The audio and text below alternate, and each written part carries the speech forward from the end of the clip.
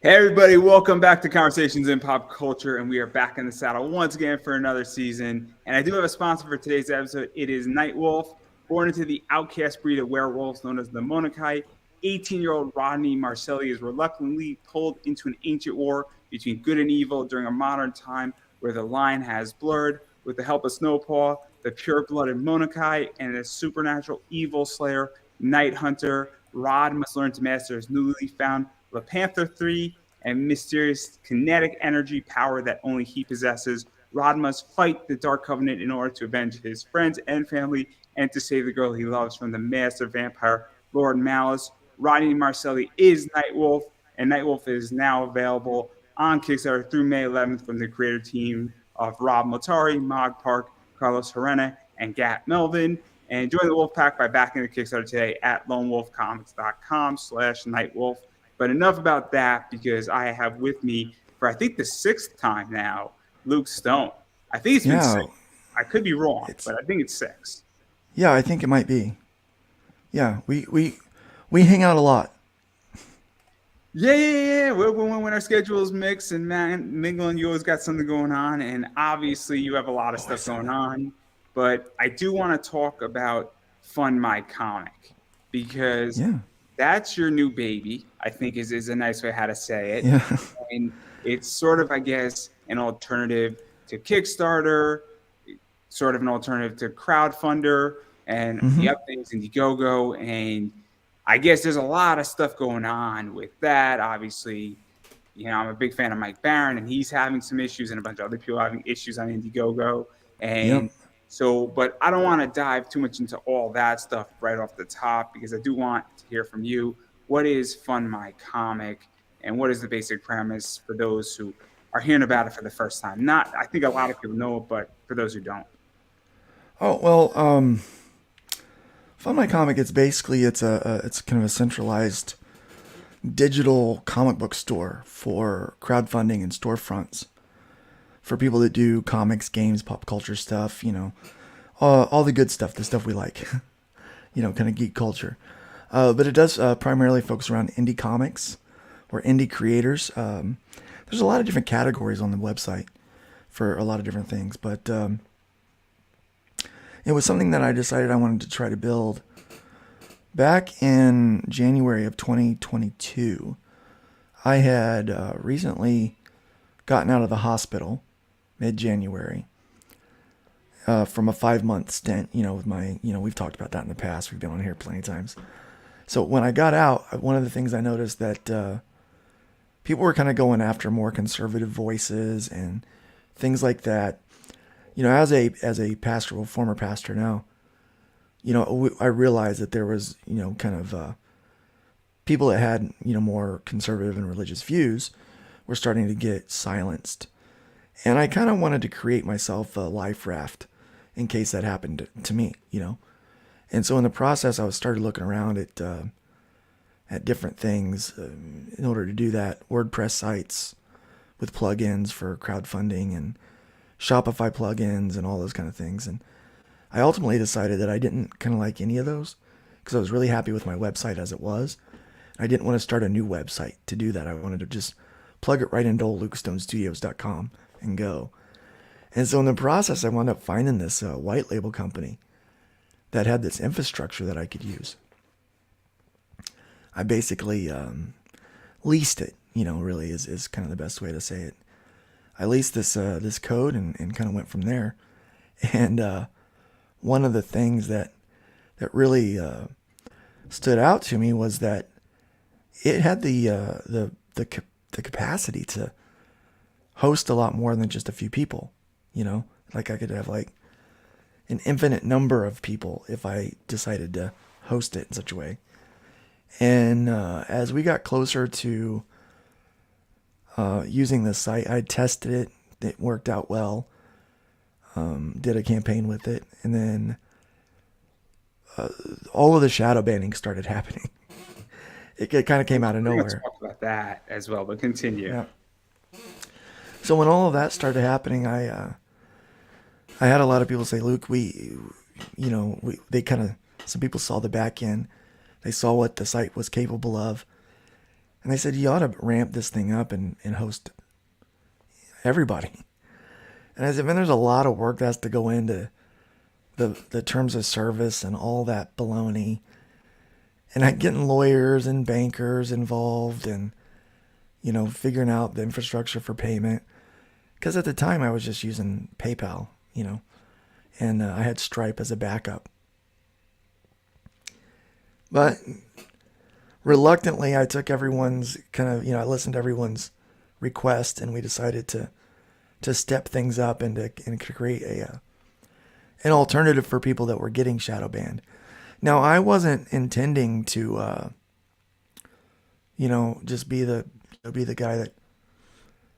I didn't want this to be a replacement necessarily, like a clone. I did want it to be a replacement, but not a clone of Indiegogo or Kickstarter. I wanted to take kind of the best parts of both and then add some things that I wanted it to do, so that I could be a little more independent with how I decided to crowdfund or run a store through it.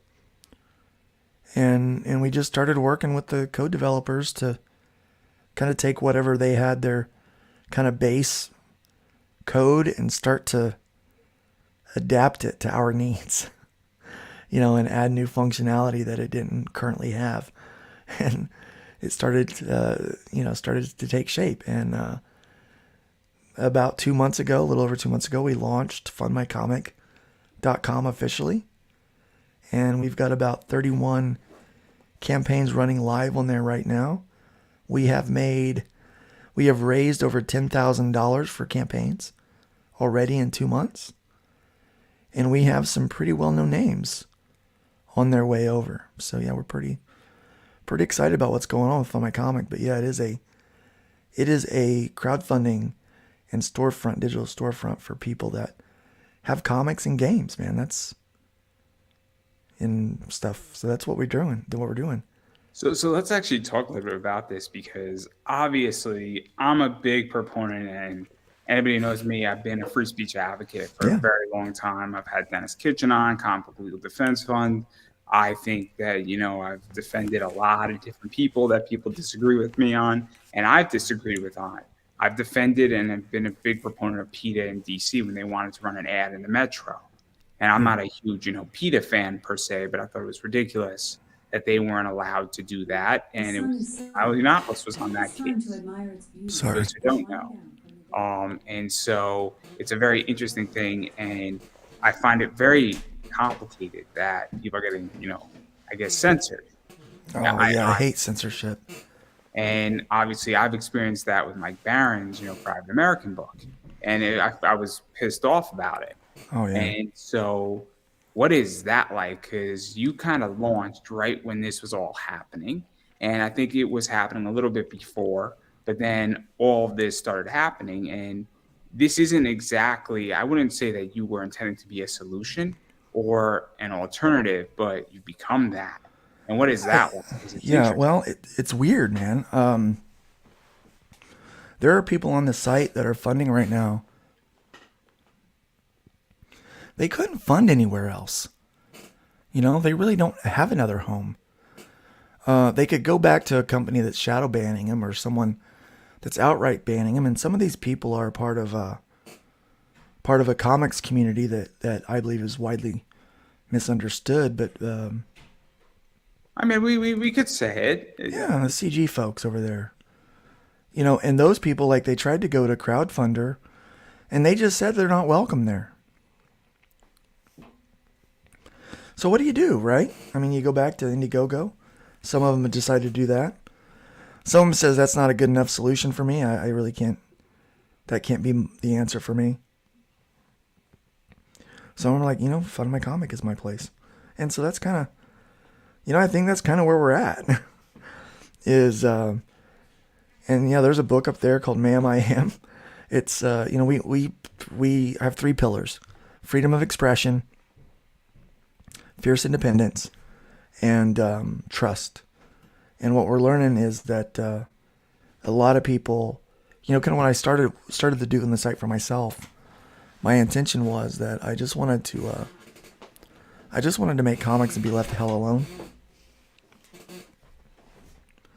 And you know what? There's a lot of people that want to just make comics and be left the hell alone. And so, oddly enough, and so using these three pillars, you're free to say, you're free to use your freedom of your First Amendment right. We're not going to censor you. If someone doesn't like it after it's past our guidelines, well, that's fine. Just don't back it. Like, move on. Find something else that you do like. And let's actually talk about that. So I'm a huge proponent of capitalism. And my solution in life is that if you don't like my show, and there's plenty of people who don't like my show, you don't have to watch it. You don't have to tune in. You don't have to like it. You don't have to subscribe to me on YouTube. And you can go find something that you will like. And if you don't like my eBay store and what I sell on my eBay store, I sell a lot of bad girl art. That's fine. I understand that some people get offended by it. And if you don't like it, that's great. You can go and you can move on to something else. I'm not, not to sound mean and it might get me in trouble, but I'm not holding a gun to anybody's head. And I think that's one of the biggest problems right now in comics is that I think everybody has sort of a righteous mentality and they want to be right. And, they want to put somebody down instead of going out and saying, I'm just going to move along and away from this and I'm going to produce a better book than you. And I'm going to beat you in the free market. And I think that's one of the biggest problems I think is happening in comics. And I think also people also aren't telling fun stories either, which is creating. Yeah, people aren't telling fun stories, and people want to make it more about ideology than they want to make it about, an entertaining comic or a book. And it's starting to wear on people. And I think that the market is answering. I think they're responding quite clearly to comic book creators out there, and publishers out there. They're like, look, I'm not happy with the content. I'm not happy with the stories. They're boring. And they're answering with their dollars. And I think people do get upset by that. And I think the more that the fans answer with their dollars, kind of the more militant people get about drawing these ideological lines. And honestly, I don't care much about all of those things. I really care about providing for my family. That's a big one for me. I like that a lot. And then the other one that I care about is being able to do what I love for a living. And so I think, we're running into a lot of people that are like that. And so with Fund My Comic, I don't care if you like me or if you hate me. You hate Luke Stone's guts. You could be an outright critic of what I do. I don't care. Feel free to utilize the site. The site does have a 3% platform fee, which is way less than what you're paying anywhere else. If you're like, oh, well, I just want to take advantage of the boob market over on Kickstarter. Yeah, that's great, but guess what? We kind of got one too. So, don't feel like you have to limit yourself on the fans of boobs buying your book. So that's just kind of Let's actually talk about that too. So I'm curious because obviously you're a new platform, and I'm an investor and I just invested in a relatively new proven REIT that's still proving itself. And so the data on what I just invested, I'm not going to name the name of it, but it's similar, and I'm just drawing it off the top of my head. But one of the things on Kickstarter and people have been speaking about is Kickstarter does favor variants a lot. It favors, bad girl art variants in certain ways, sexy girl art. And obviously you're a brand new platform where I think you said you had 31 projects that have been up there. And so you might not have data, but do you feel that, if that people are coming to, Fund My Comic for variants, or is it more story, or is it the idea that it's saying, hey, we know a bunch of these creators and we're also just looking for something different versus saying, what's been the same on Kickstarter, or is it that the data just isn't there yet? Because we've got 2 months to develop data. Or to gather data, and we're finding that we're definitely getting traffic. In fact, this month our traffic was up 64% from the first month, which is huge. Which is huge. Yesterday was a big day for us as well, as far in terms of traffic, and so we are able to have a pretty good idea about what is enticing people there, and it is story. It really is. That is what most people are getting involved with when they're there. It's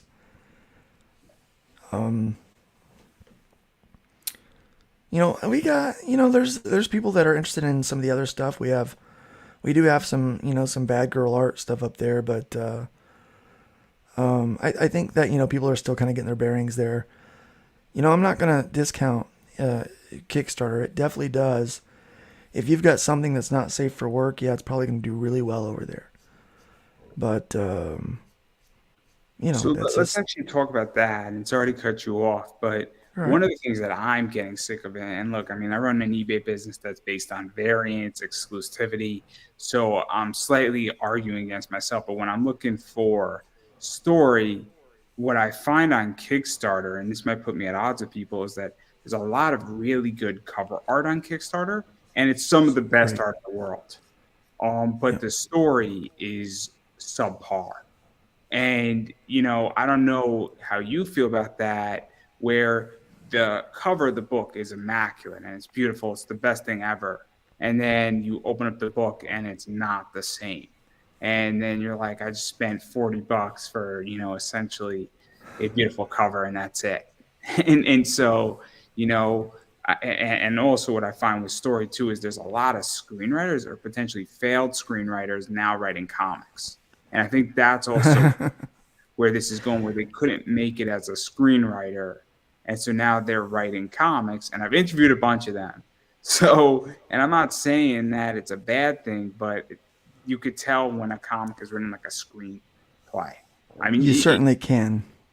it's not that hard, Um, is my point. But I'm curious your thoughts on that well, because, kind of speaking of that, I'm actually right now as we talk, working on a I'm working on a book that is written by a screenwriter, but he's hired me to do the art and kind of edit it for comics to make it a great graphic novel, right? Because he's interested in the medium of graphic novels and comics. He's a fan, and I think it's possible for these guys that are screenwriters to do good work, in comics, especially if they are a fan.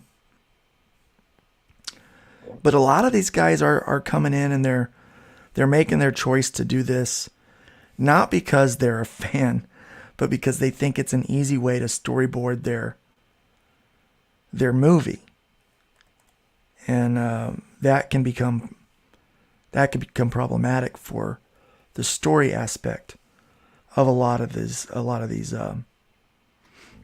these books that we're seeing on these platforms, and because of that,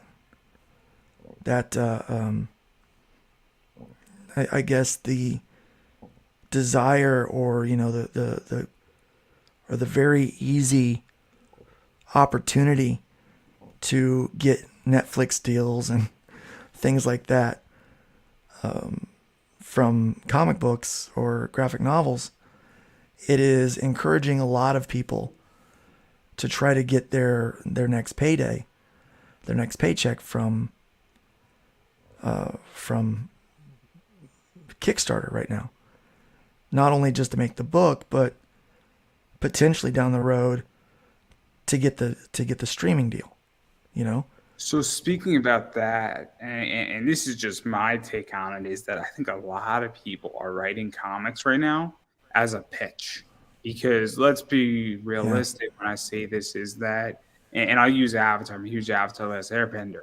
To produce a 156 page graphic novel and a hardcover book is way cheaper than producing one episode of that show, no matter which way you Yes. cut, by far of a 20-minute animation. And I mean, the graphic novels are done well. There's nothing wrong. The art's great on it. It's a beautiful product. But if that whole thing, from start to finish, writing and artwork and cover work and all that stuff and some bonus materials, maybe it runs 25,000 on the high end. And I think that might even be high to produce the actual artwork. It might be more, might be less, but I'm throwing, I think, a middle of the road number out. And 25,000 is way cheaper than 20 minutes of animation will ever be on the high end. Yeah. I mean, I've looked at doing animation for my own books. And even if I take my own artwork and have my artwork animated, it's still, for a 10-minute video, it's just to do that. I think it's something like what is it, like almost like 10 grand, and that's using my artwork. Like, they're just animating my artwork. So yeah, it's expensive to do it, and these are for some people, these are pitches. Yeah, and I mean that's what I think, and I think just people are just saying, "Look, I just want this," and I don't think they're realizing how hard it is. Because great, it gets optioned by Netflix, but or Hulu or Peacock, wherever else, it got optioned. For it to get developed is a whole different ball game. And even still, once it gets developed, I think that, I mean, look at Why the Last Man, and there's been a bunch of other stuff that's only had one season. So great, your project gets optioned. 4 years later, it gets greenlit, it gets screenwritten, and then it gets one season and it bombs. Right. I don't know if, to do The Walking Dead for 19 seasons, I don't know how many shows have had 19 seasons ever. I mean, there's only like maybe like 20 in the history of all of television that have had more than 19 seasons. That's been many. So I just think that and I'm just curious your thing. This is probably where we get controversial. I think this is what's ruining comics to some degree. Oh no, I absolutely agree. It's part of what's ruining the art form, and people are losing the point behind what the art form is, and it shows. I do this not because I want an easy buck or because I think it's going to be an easy way to get a Netflix deal. I do this because, darn it, I love comic books. I love comic books, and so it's just something that I kind of have to do because I love them so much. I can't seem to not want to do them. I keep trying, I keep trying to get away, and it just pulls me back in. It's funny you say that, because I feel the same way about selling comic books, where I could sell anything I want. I could do anything, and there's a million ways how I can make money, and I have no doubt that I would make money in a million different ways. But I like being in the collectible space because I like this space. I enjoy it. I like knowing everything about it. And I don't want to make money doing something else. It's a side hustle. It's not my full-time job, so that probably helps a little bit. But even still, I can't leave because I love this industry a lot. It's the same reason why I started this show almost 10 years ago, is that I like talking about this stuff. And there's a million things I could talk about. And I think I don't know how you feel, but I feel like there's less and less people who love this. And I speak to every once in a while to people who are wrestlers, and I can tell when a wrestler loves the industry.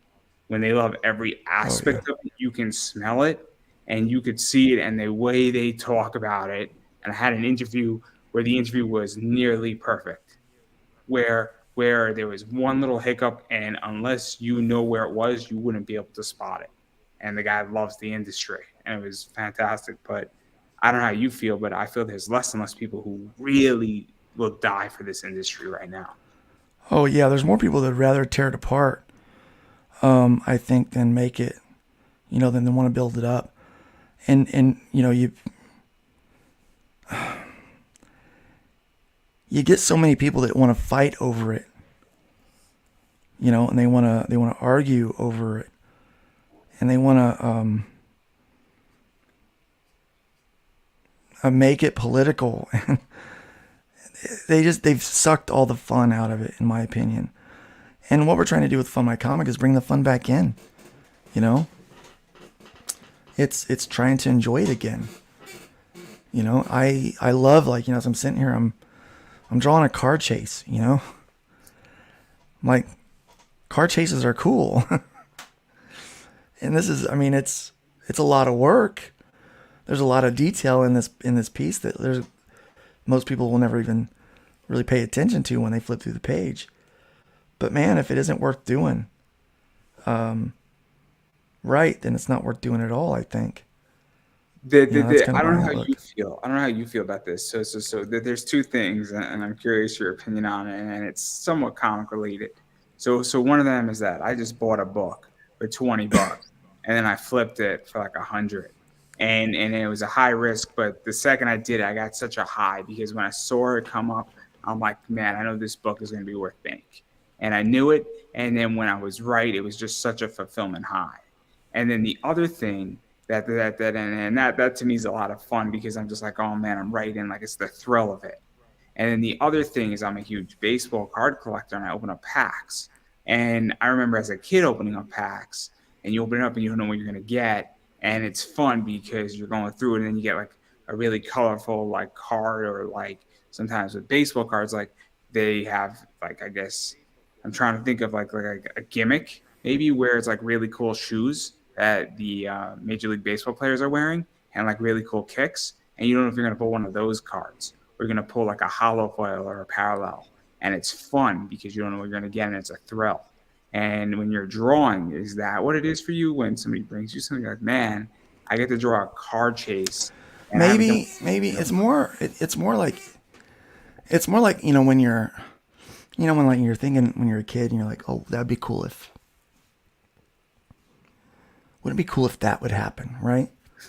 Then you can be that, like, oh, you take their idea and it's like, oh, but wouldn't it be cool if this was in there, or maybe I could throw that in there. And there's just so many things that I get excited about actually drawing the panels and kind of creating these new worlds that nobody knows anything about, and they're brand new, and they're fresh, and they're unique, and no one's going to get upset if you make a character X, Y, or Z, because no one's seen that character before. you know so that's kind of fun, and so it's interesting, and it's fun just meeting these characters for the first time, and hearing these stories for the first time. I think that's what I like about it, and I love looking through websites and finding really cool stories. And I like not having to worry about how they voted or what group they belong to, or what color or gender they are. Like, let me just enjoy good stories and let it be about that. And I think Yeah, that's what it is for me. And I mean, it's a genuine love for the art form of sequential art.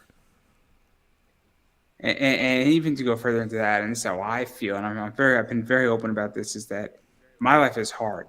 So I am very open about this, where I have a disability, I had a surgery, I'm recovering from it, and obviously you recovered from something pretty significant too. And life is pretty hard. And if you have a very physical disability, you don't. Sometimes people are going through divorces. Sometimes people have other things going on. Sometimes people have issues with their children that are stressing them out.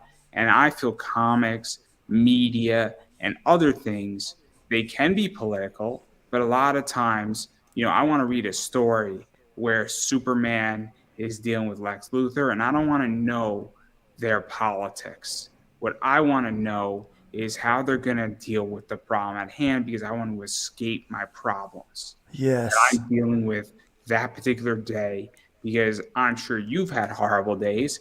I've had horrible days. And, I mean, I'm recovering from my surgery the first week, and I'm reading Fables. And guess what? I'm taken out of my world for 40 minutes at a time when I'm going through hell.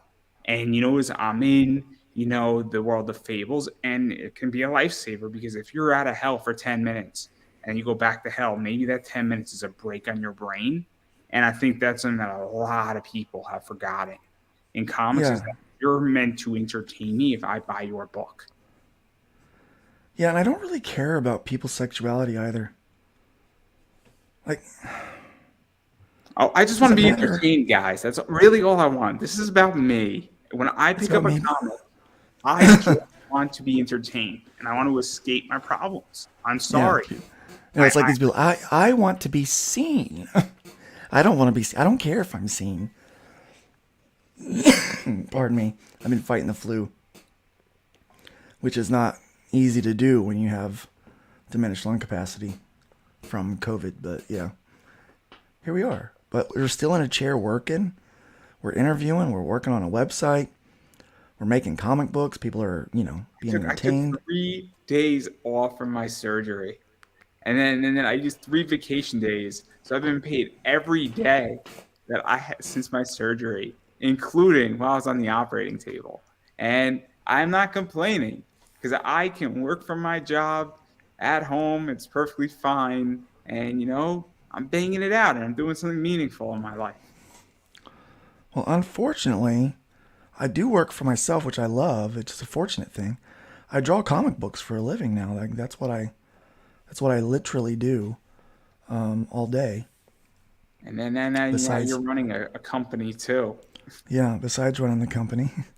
So I mean, that's what I do. And but if I'm not drawing, I'm not getting paid. So I still have to do all those things. And so even if I take a day off, I have to try to catch that up somewhere. And so it's always a challenge to try to figure out exactly when and where I'm going to do that. So, but honestly, I like being in the chair drawing. I really do. I don't, it's not like it's not really work because I love doing it so much. I think Chester from Lincoln Park said it during a live concert. He said, "If you're not having fun doing this, referring to be up on stage, then you're doing it wrong." Yeah. And it's a very, very good statement from him, meaning that if you're up on stage performing in front of a live crowd and a singer, or you're doing whatever you're doing, and if you're not having fun doing it, you're doing it wrong. And I think, if you're doing comic books and you're not having a good time, you're doing it wrong. And then I heard another quote from somebody who used to work in the White House, and he said, "The day I knew when I had to leave was when I walked into the White House, into the West Wing, and I wasn't amazed by being there." And the point he was trying to make is Mm, that if you're walking in the West Wing and you're dealing with politics and all this crazy stuff that's going on in the world, and you're not amazed when you're legitimately at the heart of power, yeah. it's time for you to go. It's time for you to go where your time is done. And Yeah. It's time but for a break. yeah, it's the same thing every day. I used to pass the Capitol when I lived in DC, and I was amazed.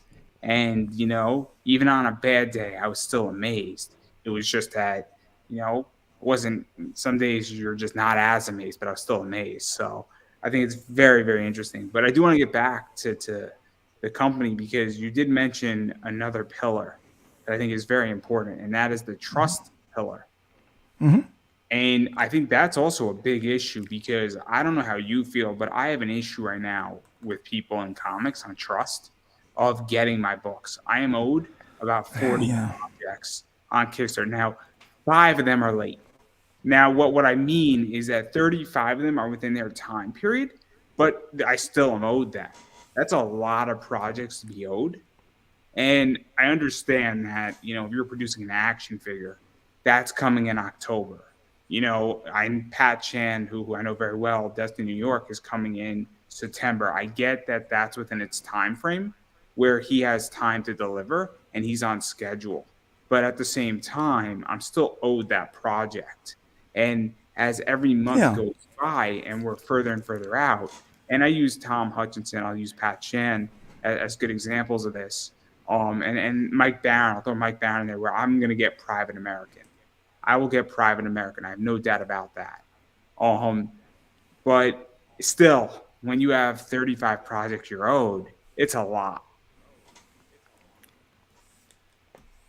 So, It is. It really is. And there's always delays. I don't want to. I don't want to say there's not, because there are so certainly things that come up that let me will cut cause you a, off a, for a one delay second. pretty easily. I'm just curious, and I'll let you finish. What do you mean in which that a delay for me is not 2 months or 3 months? A delay for me, or a delay is obviously 2 months or 3 months. But if you're two Yeah. or three Yeah. months late, that's not when I get upset. When I get All right. upset is when Okay. your 6 months are over, where to me, that is now you're late. If you're, that's like being 10 minutes late to something, if you're at something, right? So for me, and I'm curious where you feel on that as well, where if you're 2 months late, I get it. Printing kind of sucks. But if you're a year late or you're two Yeah. years late, now we're in a different ballgame. Or you're 6 months late, we're in a different ballgame. But sorry for cutting you off. Yeah. Oh no, that's fine. Yeah. I'm happy to clarify. Yeah, for me, late is anything past. I like to be on time personally. That's me. But I've had a couple of projects where kind of personal things that have slowed me down and that pulled me away from doing that physical fulfillment. Kind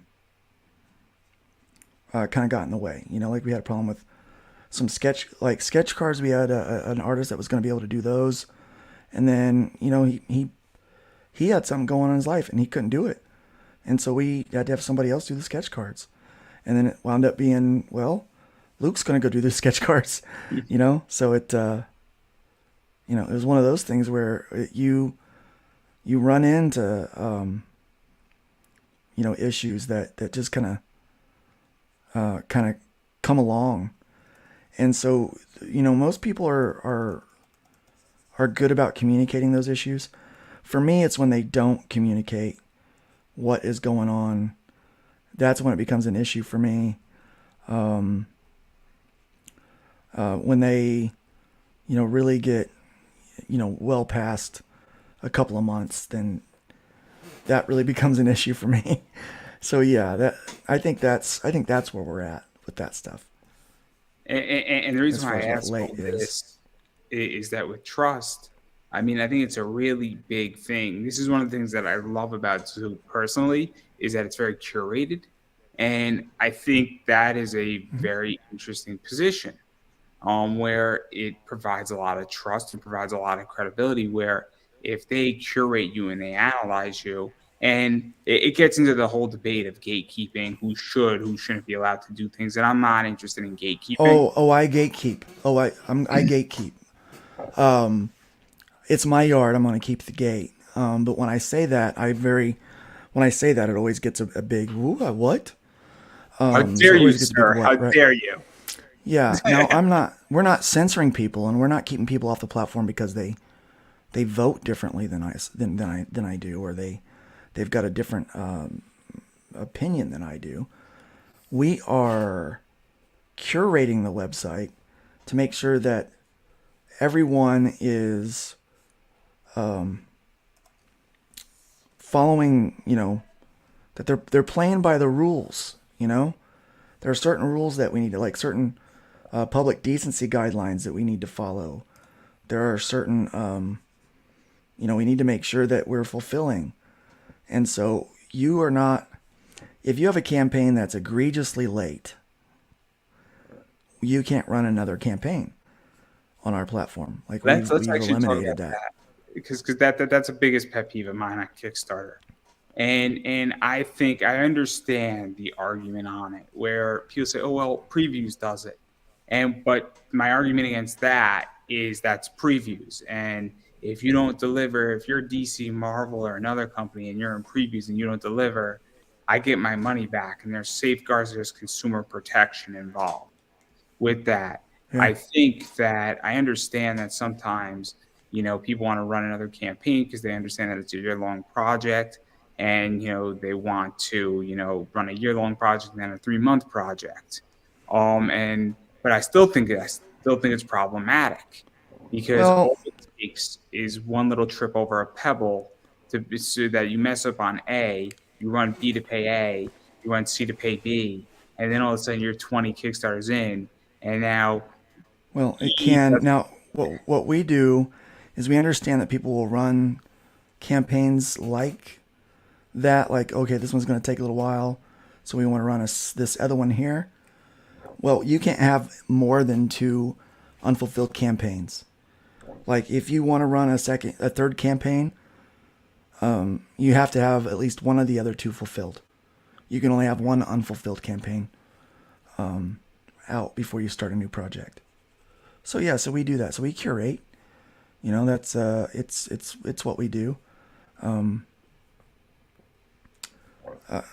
people may not like that, but that's part of that building trust thing. You know, I mean, Do we you don't think want it's to. necessary though? I mean, and this is going to sound really Do I? weird about. I mean, do you feel it's necessary? Because I'll be very honest. I feel like sometimes it is and sometimes it isn't. Where because there's been so many mishaps and there's been so many bad positions now that have occurred that the rules almost have to get tighter before they can get relaxed again. And it sounds like a weird thing, and it's not a very, I guess, freedom of speech. I get it. Like, do we have to do that because fans are curating themselves?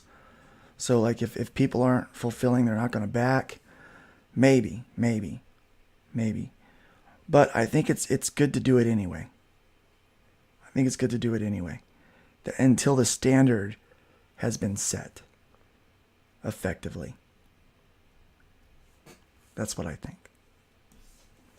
And then even going further into that too, I mean, obviously, if something does happen, so if somebody's outrageously late, I mean, you put a stop essentially on their account saying, look, you're a year and a half late, and obviously you're brand new, so this probably hasn't happened yet. Well, no, But legally you can't put a stop on their account. Like that's breaking the law. That's breaking, like their bank account, like their money, that's theirs. oh, no, I meant from running like another thing. So not you not taking away their money. Oh, So no, we're well, here's the thing. We understand that everything is everything's kind of unique, right? Everything is like all of it's unique. Every person, every situation, and so we're very boutique in that sense.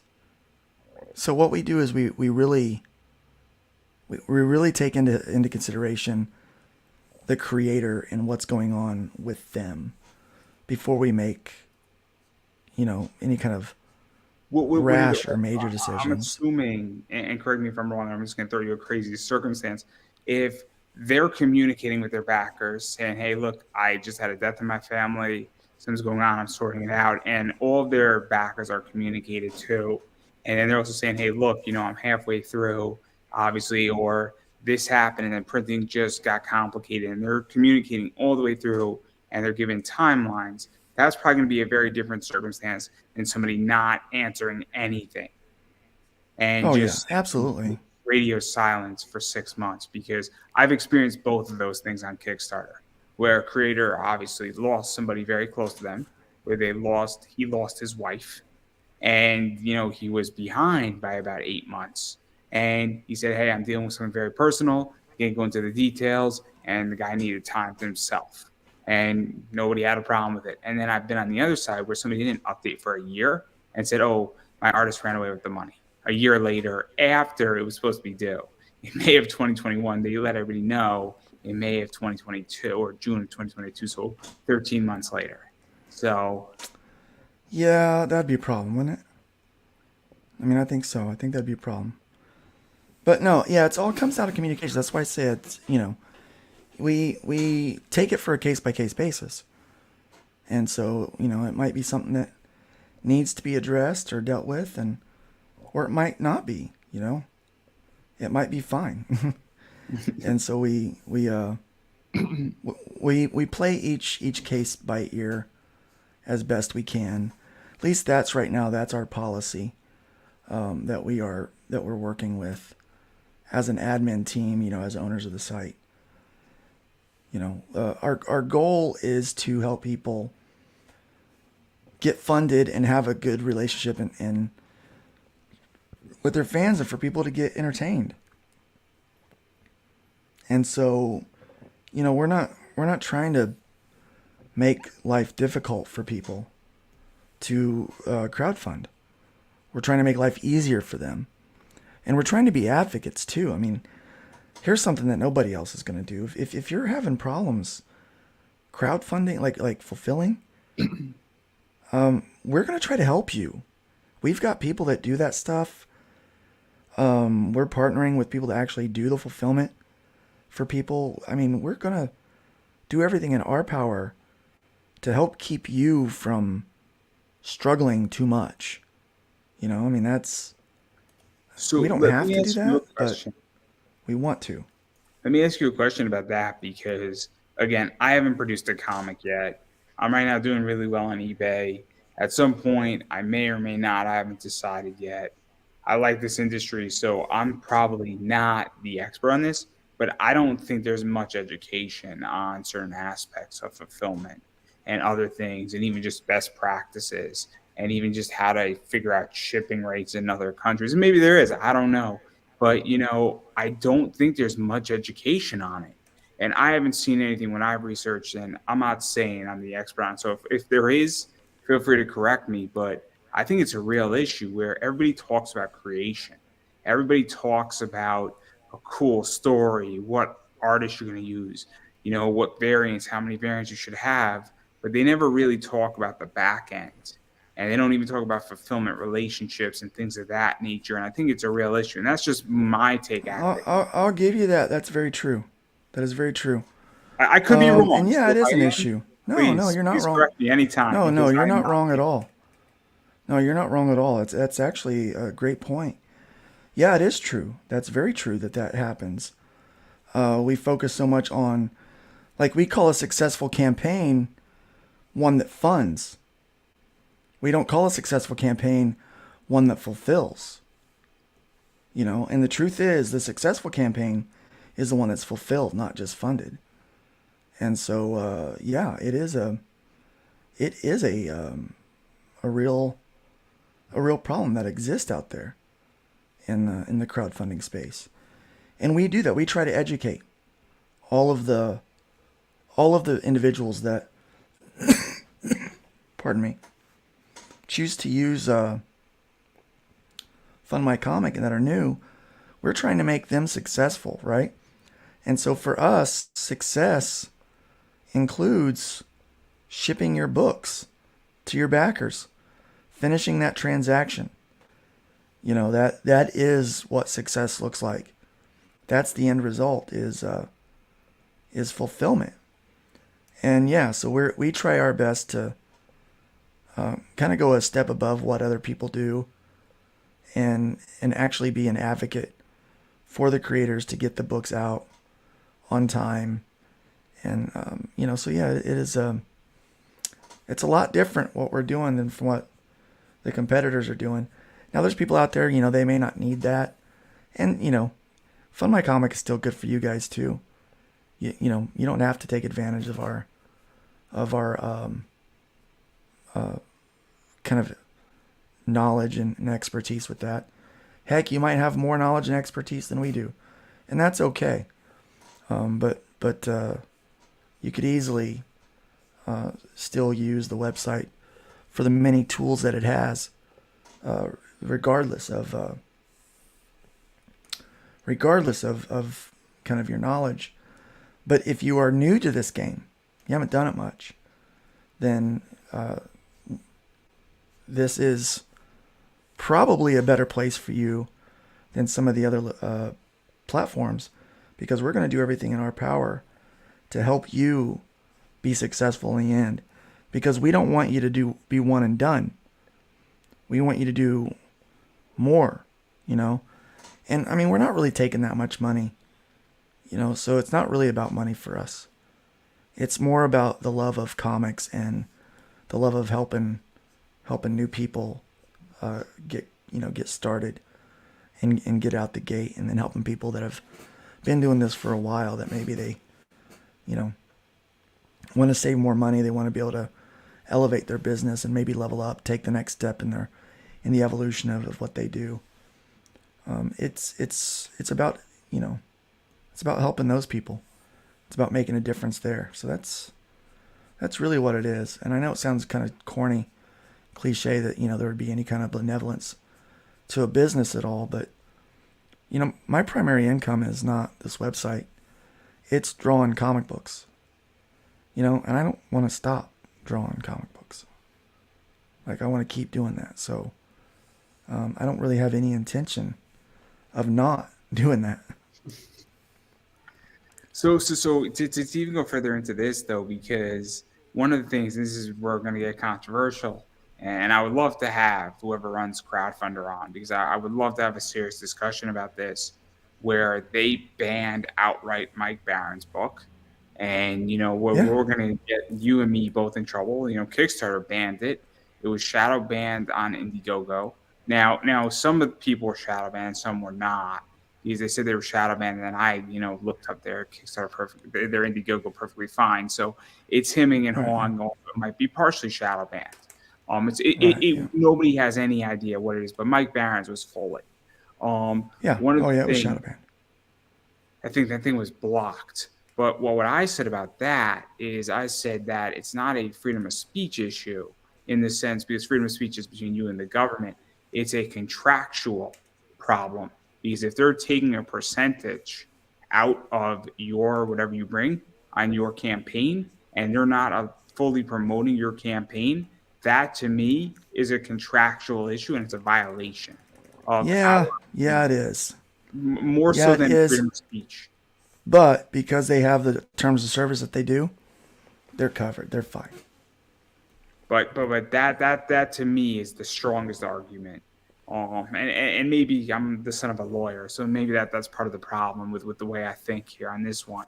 And I said it to Mike openly when he was on my show. I said, I don't think that this is a freedom of speech issue, but it's the principles of freedom of speech are the problem with that. Yeah. I mean, it still is a bit of freedom of speech, but they're a private business, right? And let's be honest, they're a private business. They can do whatever they want, just like Fund My Comic is. If I decide I don't want you on my platform, I don't have to let you on my platform. It's mine. I mean, my board of directors can decide that you being on Fund My Comic is not good for our brand. And we could say no more you. Like, we could do that.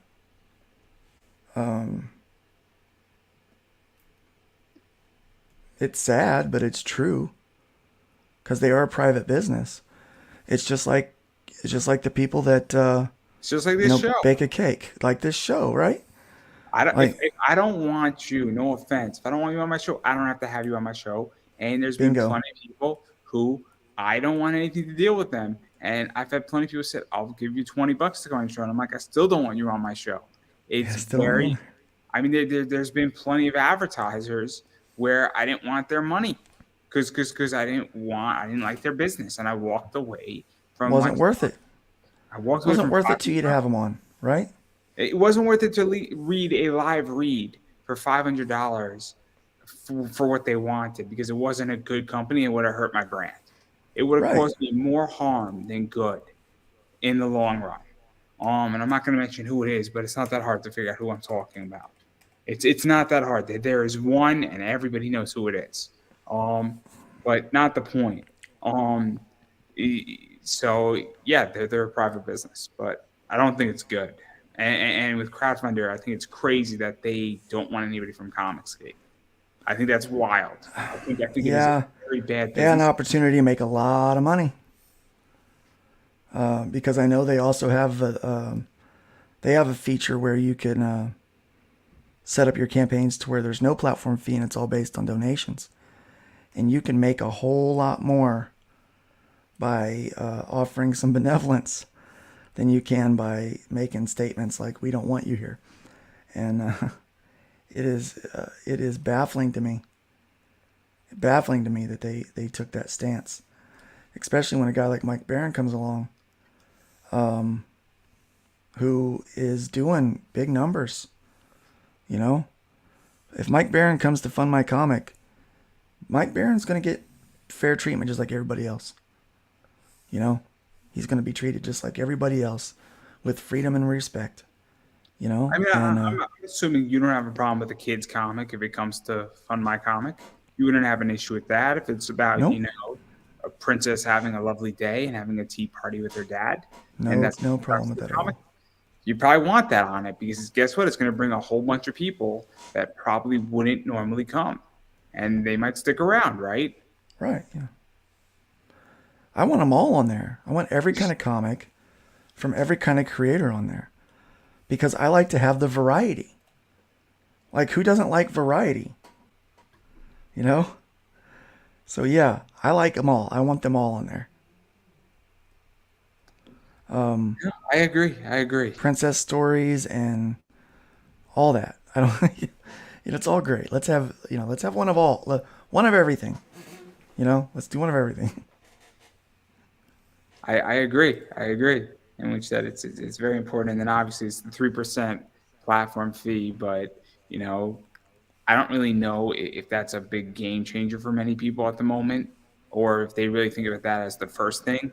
Maybe they think of it maybe on the back end a little bit, but my speed. Maybe, What did you say? maybe. If we do the math, 2% for every for every dollar's 20 cents. 2 cents, The right? 2 cents. Yeah, So yeah, for yeah. every $10, it's 20 cents. For every $100, it's $2. For every, yeah, it doesn't sound like a lot, but when you start doing campaigns that are, $20,000, $30,000, saving an additional $400-500, that's how many pages of art is that? That's a really nice cover. Think about like what that actually brings. I mean, I could break it down even crazier for people. I mean, what is it on Kickstarter? What is it, like 10%? Yeah, it's even higher on that. Yeah. So on eBay charges 13% for those who don't know. So I sell almost exclusively on eBay because I like eBay's protections. And there's been incidents where eBay has saved me legitly thousands of dollars. So I am on eBay for a reason because their protections for their sellers is really good. And they cover their sellers and protect them really well. So I'm happy to pay my 13%. I've also built up a nice business there and the fees were raised. But when you're selling 30 grand and you have to pay 13%, that's a large number. That's a large number. Yeah. So just to give an idea here of what that looks like, and it definitely, I'm still very doing good on it, and my profit margins and my margins are great. But if it was 3%, my margins would be even better, or I could probably sell a book for less. And that's the Yeah. other thing too, is that if I guess your fees are lower, you can maybe sell your book for $2 cheaper, or $3 or $5 cheaper. That's the hope. That's the hope that people will be able to sell them cheaper and save, or not have to have their funding goals as high. Because they don't need them as high when you're saving more money. So yeah, that's kind of my hope anyway.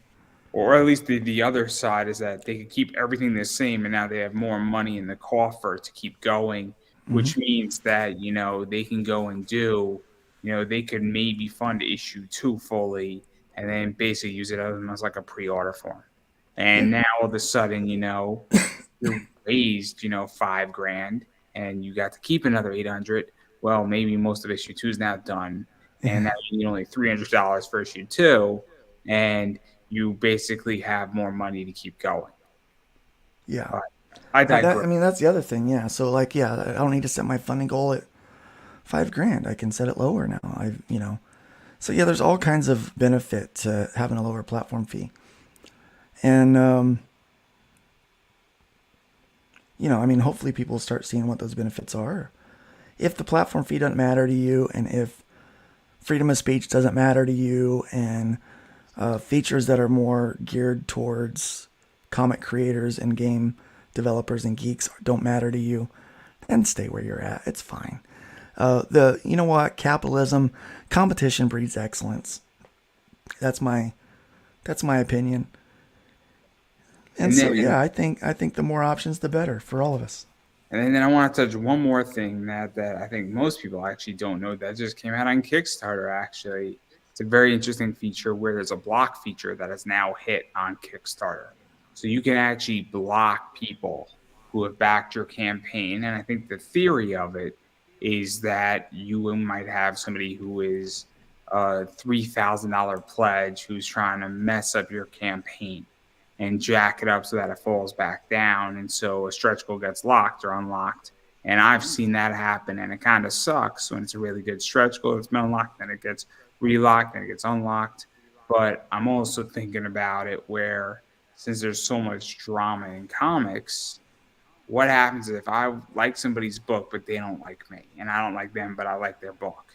And it becomes an issue, I think, on that platform, is that if you block me, but I want to spend money, but I don't want to talk to you, I mean, is that really a good thing for that platform? And even how you deal with that, because, you know, that's an issue, because you don't want somebody pledging $1,000 pledge just to back out of it 2 days later. Yeah, I'm not a big fan of that idea. Personally, I'm not thrilled by that probability at all. But that's just me. You know, I don't want people backing out of these big pledges, but if they're a customer, they should be able to back out of it if they don't want it. I mean, the problem comes in with Kickstarter's culture at that point. It's not really a problem. It's not really a problem of the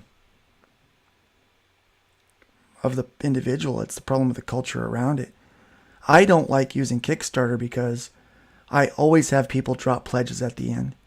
And some people will back really exorbitantly high things like original art, and then they'll completely back out at the end or close to the end when I don't have time to try to sell that now.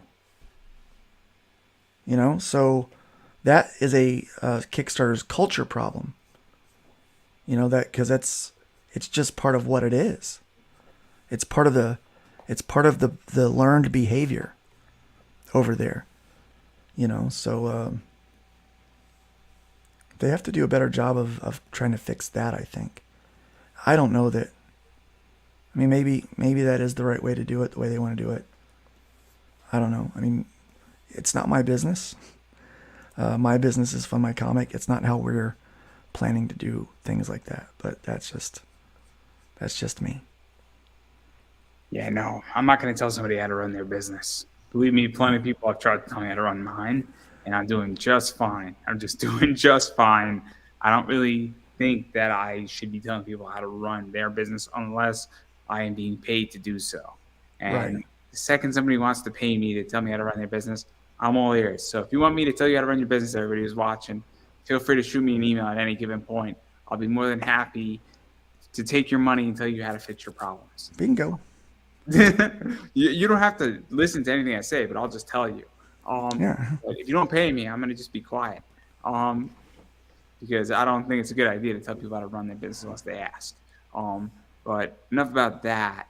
We've been speaking for an hour, and I do want to give you a chance to self-promote. I know you got a bunch of stuff. I think you got something coming out this Saturday, maybe. I think you might have a cover of some sort dropping. Maybe I ruined something. I don't know. Do I have a cover dropping on Saturday? I thought you had something coming out for Free Comic Book Day. No, I don't think so. Well, maybe I do. Maybe I do. I don't think I do. I don't think someone's hired me to do a cover for that, anything like that. Oh, maybe I'm thinking of something else. But I thought you had something coming out for Free Comic Book Day, but I digress right there. But I know you do have a bunch of stuff going on with Hybrid still. And I think you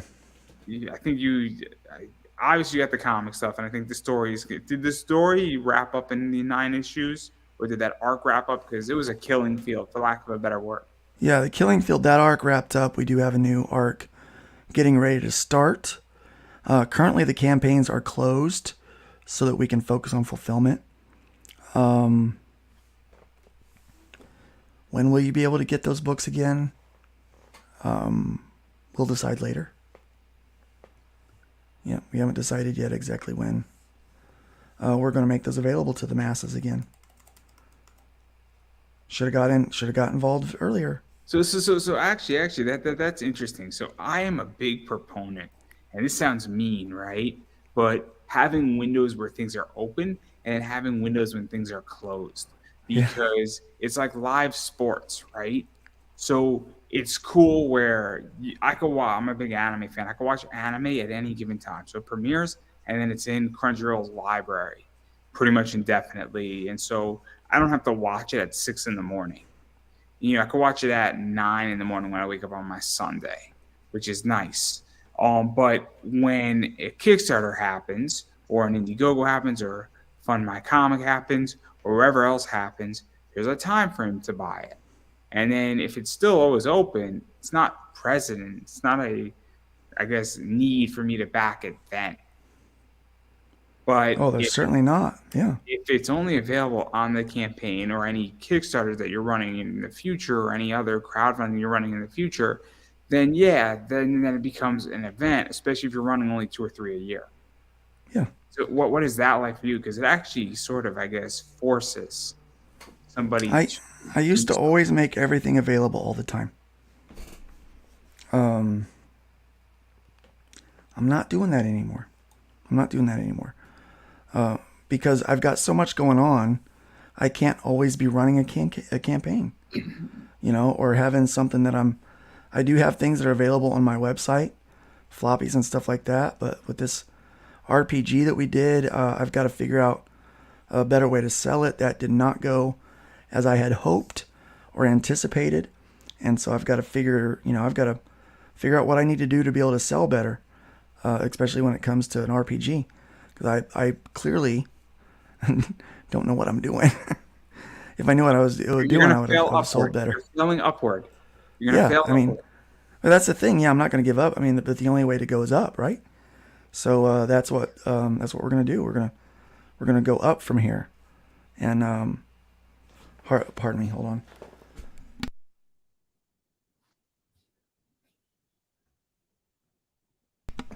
This flu, it's got a really bad cough. But yeah, we regroup, and so the RPG is not gonna be available again to purchase until we've made a couple adjustments. Same way with the Killing Field trade paperback. People that got it will get it, and then you'll have to wait for the next go round. And we may add it on another campaign somewhere, or we'll see. We'll see. Power's in your hands. The And power only is your in my hands hands, alone. and I'm okay with that. I really like for the power being in my hands. Just saying. Oh my God, just so many things I could say. So many things I could say to that. And then 90% of what I would like to say is so vastly inappropriate. But I'm just gonna hold my tongue. 'Cause I would like to be as appropriate as I can be on my show. Um, but I digress right there. I digress. It would come out a little too mean, is all I'm gonna say. That's all right. And I'm gonna go with the golden rule today. Um, but we've been speaking, as I stated, for a while, and I do want to give you a chance to promote. Obviously, we were just speaking about hybrids, but where could people check out Fund My Comic? Obviously, get a glimpse of it, figure out how to Pretty buy simple. it. Yeah, head over to fundmycomic.com. Piece of cake. Check that out. That is really what I want people to check out right now. Is that website? That's my primary focus of promotion right now. We got a lot of great campaigns on there. We just found out that Kelsey Shannon is going to be funding over there here very soon. We've got a great book called The Little Mermaid, which is kind of a parody book, but it's actually got like a pretty pretty good and genuine story to it. That's going to be over there going live in just a couple weeks. And so yeah, that's what we've got going over there. So definitely check out fundmycomic.com. And yeah, that's primarily that's the gist of it, my friend. That's what I want. That's what I'd hope for people to go check out. Yeah, and obviously, where can people find you as well? Oh, I'm over at lukestonestudios.com. So all of my pertinent links are there. You can find my Twitter account and things like that there. And I'm on Twitter probably more than I am Facebook for different reasons. I don't really care for Facebook too much anymore. So I don't spend much time there. And then I'm just going to say it, and I'm going to keep saying it. You have to support indie. And what that means is you have to back people's projects. I personally don't care what you back, whether it's on Kickstarter, Crowdfunder, Indiegogo, Fund My Comic. Just back something, right? You know, if you want comics and you want them to get made, you need to back them. If you're not interested in comics, I don't know what to say. But if you like something and you want to see it get made, I mean, you gotta support it. It's not that complicated, and that goes for anything, you know. And it's extremely important. And obviously, you know, there's a lot of different things that you could look out there. And if you're looking for something new, and I don't think I need to say it, but I'm gonna say it anyway, you could check out Fund My Comic, and who knows, maybe the project that you like is there that you're not seeing elsewhere. And you might just say, hey, cool, this is good, and now I want to read this book. So there you go. And I guess you never know what's going to be on. There's some stuff that's only going to be there. There you go. There you go. So obviously, you know, it's worth checking out if you like comics, is all I'm going to say. Obviously, you should go follow Luke as well. I'm sure that, you know, you're more than happy to be commissioned for things as well at some point, you know, if you have availability. I know you did a good piece for Chris Brown for Welcome to Slaughterville. Oh, yeah. That was good. You're welcome for that, by the way. You're welcome for that. I do appreciate it. Happy to introduce you. That's what I'm here for. Happy to hook people up. Always thrilled to. Because when people need artwork and people need a writer, happy to introduce people when they need to be introduced. But I digress right there. Yeah, so we got Support Indie. And then I'm just going to promote myself really quickly. Obviously, I am Pop Anime Comics on Twitter, Instagram, and Facebook. I am Pop Anime Comics on YouTube. So please subscribe on YouTube. It means a lot to me when people subscribe on YouTube. I like when actually people subscribe. I am trying to get to 510 subscribers by the end of May. I am at 509. I can't break it. I can't break that number, and it's killing me, guys. But I really appreciate when people subscribe there, check out what I do, watch my content. I guarantee you there is an interview for you there.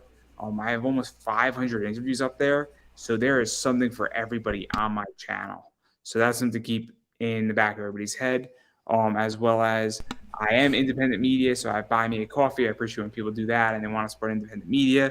If people would like to run ads on my show, my ad rates are up there as well, and all that fun stuff. And yeah, I just appreciate all that. But more importantly, really engage with me.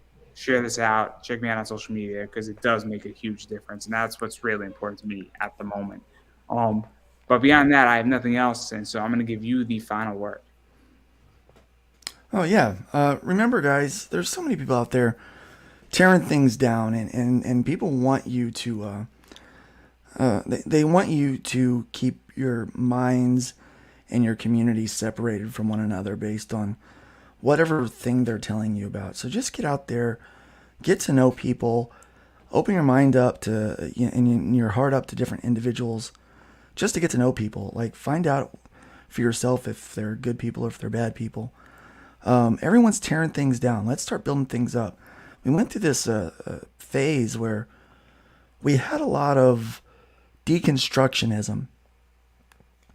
People were deconstructing characters, deconstructing stories. They started deconstructing recipes for food.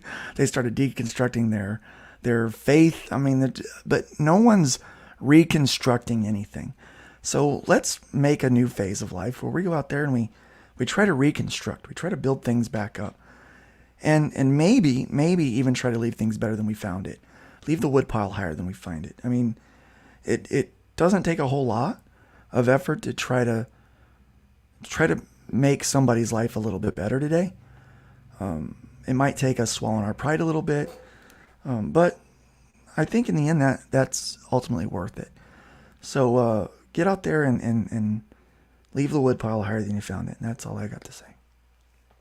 I don't think I could have said that any better myself. And that is a